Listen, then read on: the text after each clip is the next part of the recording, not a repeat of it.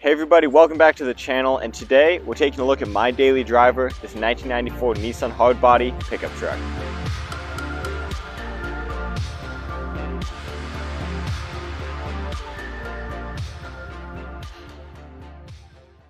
So yeah, this right here is my 1994 Nissan Hardbody King Cab 4x4 pickup truck. And for those of you who've seen the first video I made on this truck, it looks a little bit different nowadays. So I want to make this video just running over all the modifications I've done to this truck, what I've done to keep it on the road, and how it is living with this thing every day. So for a bit of backstory on this thing, I've had it for approximately 3 years or now, give or take a couple months. I saved up my money basically since as soon as I could think that I might want to save my money to buy a truck, and eventually was able to afford to buy this right here. So it did look a lot different when I purchased it. It was in exceptional shape. I really have never seen another one that's in the condition that mine is, but it did have a couple flaws. As this is a 30-year-old pickup truck, even though it was really well cared for when I purchased it, I had a binder of receipts. The person I bought it from was the son of the original owner. It was really in fantastic condition. It's an old truck, so it did need a lot of work when I bought it. Mechanically, it runs perfectly fine. The only real mechanical killer on these V6 engines, this is the VG30 here, is the timing belt. Fortunately, the previous owner had that replaced before I purchased it, so that's not anything I need to worry about now. Under my ownership, I've had to replace one of the rear axles, as well as I did both CV boots on the front and the upper and lower ball joints on this thing, as well as the wheel bearings on both sides in the front, because they're just normal wear parts, and this truck is old, it needed them done, and it wasn't really too safe driving around with those old, worn out parts. Other than that, I changed the oil on this truck every 3,000 miles with Valvoline full synthetic, and I've never had a single mechanical issue with this truck.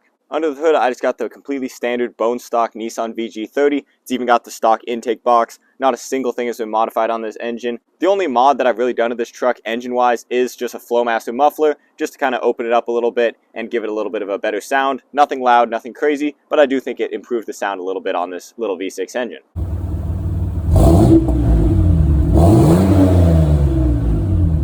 So yeah, this is just a standard 3-liter right here. These could also be had with a 4-cylinder. It just makes about 150 horsepower, about 180 pound-feet of torque. It's not blowing anyone out of the water. This thing's kind of a slug, but it can keep up with traffic and it gets me around no problem. And this isn't a low-mileage truck either. It has over 202,000 miles. I bought it with under 200, and I just keep putting the miles on this thing, keeping it maintained, and it's never let me down. The only other killer of these trucks is really just rust, and so I've been very, very careful taking care of this thing, driving it through the winter. Every winter I do a full fluid film undercoat, just spraying all the frame and undercarriage to make sure that it doesn't rust, especially getting places like underneath the fenders and stuff like that, because they really love to rot out underneath these fender flares, and just making sure that I hose off the underside of this truck every spring, just to make sure that even though we don't have salt on our roads here in Washington, this thing remains rust-free. Now that we got that out of the way, let's talk about the modifications I've done to this truck. Again, nothing crazy on the mechanical side, but I've done a lot of nice cosmetic mods that I think really enhance the look of this truck, and I just love what I've done with it. Started right off with two Hella 500 driving lights right here. These are just standard halogen driving lights, but they're period correct and they look super cool in the front of this truck, as well as aiding in nighttime driving. Speaking of upgraded lighting, I've got a rack of 5 KC daylighters up here on a chrome roll bar. Ever since I wanted a truck, I've always wanted a period correct classic chrome roll bar with the daylighters on top. I mean, just look at it, undeniably just super cool. I picked up the roll bar and the daylighters on Facebook Marketplace in kind of rough condition for $100. Cleaned them up, painted the daylighters, put some covers on them, and I think they look great on this truck.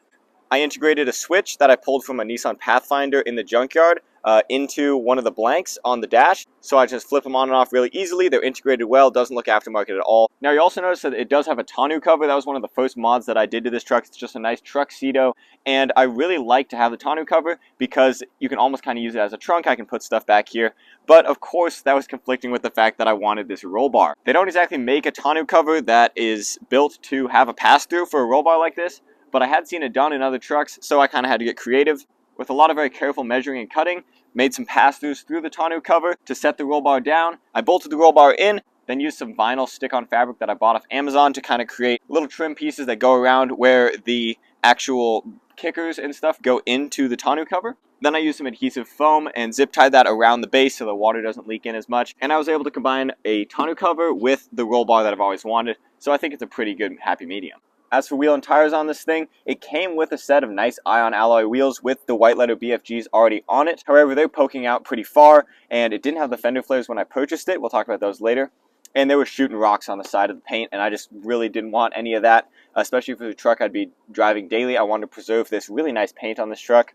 So I ditched those and went with a set of Mickey Thompson Classic 3s in chrome with some 31-inch BF Goodrich all-terrains wrapped around them. Now this is a much larger tire than stock, and I am running them with no lift. The only modification I had to do was trim the front fender flare here and this front trim piece just a tiny little bit to clear them. To accommodate the increased size of this tire setup right here, I wanted to add the fender flares that did not come on this truck. So out of the factory, it had these black fender flares, but the previous owner had removed them. And that's great if you're running stock size wheels and tires, but with a wider and taller set like this, they're sticking out past the fender and they're going to be shooting rocks up onto my paint, and I didn't want any of that. Now these OEM fender flares are really hard to find, especially in good condition. I was lucky enough to get a set off of actually a Pathfinder in the junkyard, and they do fit. They require a little bit of modification in the rear if anyone's wondering. And I actually prefer the look of the Pathfinder ones because the mud flap on the front right here is integrated, and I think it just looks a little bit better than what comes stock on these, which is just a mud flap tacked on the back like I'm running in the rear. Now coming around back here, you will notice that this is not the OEM bumper. This is actually off of a Toyota Tacoma. And the original bumper is a much more blocky design, and the original one did have a big dent in it, so I needed to swap it out. OEM parts for a truck like this are just really hard to find, especially something big like a bumper, and in the junkyard, you're not going to find one that's not just destroyed unless you're really, really lucky. However, I did see one picture online of a hardbody with a Tacoma rear bumper. You're able to get these brand new, like this one right here, for like $130 on eBay. So I decided just to take the risk, hope it would fit, and it actually does. It fits perfectly, and I think it actually looks better than the stock bumper. The stock one is a lot more blocky, like I said, hangs a little lower. This one's a little more sleek, and I think it looks actually a lot better. And for anyone who has a hardbody who needs a new rear bumper, again, check eBay for a Tacoma rear bumper. They're like $130. I had to drill a couple new holes, but the brackets line right up, and I think they look great. The only other thing I did back here was add this OEM V6 decal. I was able to get this off eBay, brand new old stock, just to let everyone know who's behind me that, yeah, I do have 150 horsepower. When optioning these trucks new, you could get a whole range of different cool graphics packages. Whoever bought mine originally did not do any of that. It was just a plain, beautiful Aztec red paint, which really has held up great over the years. However, I did want a little bit of flair, so I did add this silver pinstripe that follows the bodyline of the truck. This is just a simple, I think this was $10 on eBay, pinstriping tape, and I think it sets off the truck really nicely. Before I did that, I also did a full cut and buff paint correction on this thing, and this paint, for being 30 years old, shines really nicely. The interior of this truck is pristine, especially for the mileage over 200,000. You'd really expect this to be in much worse condition, but again, the previous owner took great care of this truck. The only upgrade I've done in here is a Alpine doubled-in radio. It's got Apple CarPlay in it. I can hook my phone right up to it, charge my phone. It's got a backup camera. It's basically a brand new truck in here. This is all I would ever need.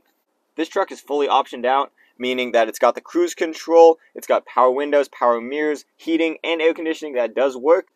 The only option that this truck wasn't equipped with was the automatic transmission, and that's great because I love this little 5-speed right here. Super fun to drive around, maybe a little bit annoying for daily driver use, but it's super fun to drive this truck.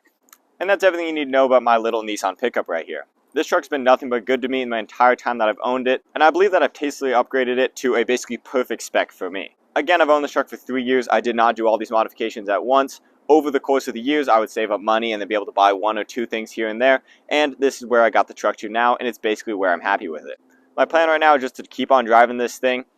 I hope I never have to sell this truck. It's an awesome vehicle, and again, it's my first truck. I bought this thing when I was 15 years old, and I have a really special connection to this truck. I really love it. Of course, this truck does have over 200,000 miles on it. These engines are notoriously very reliable, and this is a great truck in great condition. It's been well maintained its entire life. I don't expect it to give up anytime soon. However, it is a vehicle, and if I keep driving it, it will eventually break. Hopefully in the future, I do have a shop, I've got a garage or someplace that I can work on, have this be kind of a second or third vehicle. Because I do want to keep it around, I've got a couple things I want to do to it in the future.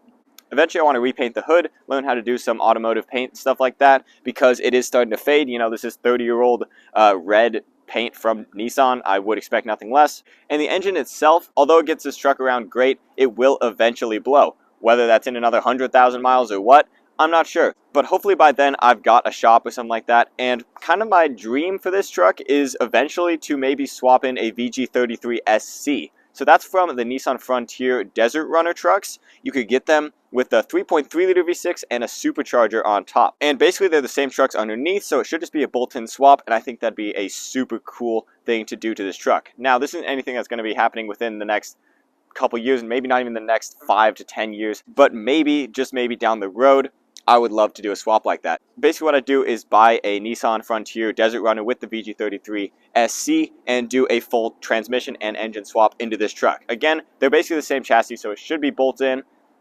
However, I don't really have the facilities or time to do anything like that now, and this truck runs great with the VG30. I'm going to drive it with this engine and keep maintaining it well, leave it stock and original like this until I can't anymore, and then maybe down the road that'd be a really cool swap. I think a little bit larger supercharged V6 in this thing would be sweet. Now it's not going to blow the doors off anything, even with the supercharged engine, but I think that'd be so cool. That's kind of my dream for this truck eventually. Thank you guys so much for watching this video. I hope you enjoyed, and I hope you like this truck almost as much as I do. I'll see you guys next time. We got another cheap truck transformation coming very soon, and I'll see you guys then. Thank you very much for watching, and I'll see you next time.